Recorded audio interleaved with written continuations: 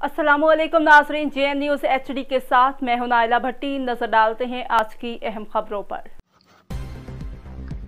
मेलसी से रिपोर्ट कर रहे हैं शराफत अली शराफत। यकुम मुहर्रम हराम यौम शहादत खलीफा दोयम हज़रत सैयदना उमर फारूक रज़ियल्लाहु तआला अन्हु की ज़ात पाक को खराज तहसीन पेश करने के लिए जमात अहले सुन्नत मेलसी के ज़ेर एहतमाम जी स्कूल में सेमिनार का इनेकाद। अहले सुन्नत पंजाब के मौन खुसूसी डॉक्टर राव खलील अहमद ने मेहमान खुसूसी की हैसियत से हज़रत उमर फारूक रज़ियल्लाहु तआला अन्हु को ज़बरदस्त खराज तहसीन पेश करते हुए कहा है कि आप इस्लाम के बहादुर और अजीम जर्नल थे, जिनकी वजह से बहुत सी फतूहात हासिल हुई।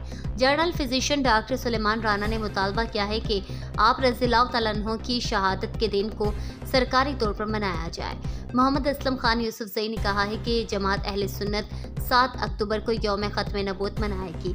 सेमिनार से मुफ्ती रब नवाज, मोहम्मद सलीम मिर्ज़ा, राव आबिद अली, अशफाक अहमद कादरी, राशिद मंजूर, राशिद तबस्सुम, मोहम्मद मकबूल, मियाँ अदील के अलावा अहले सुन्नत की कसीर तादाद में शिरकत की।